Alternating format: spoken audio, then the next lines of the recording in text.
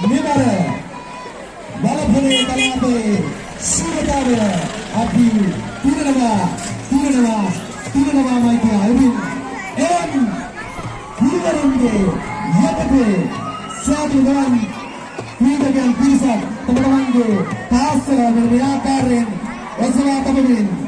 2025 Walapane ක්‍රීඩාවලේ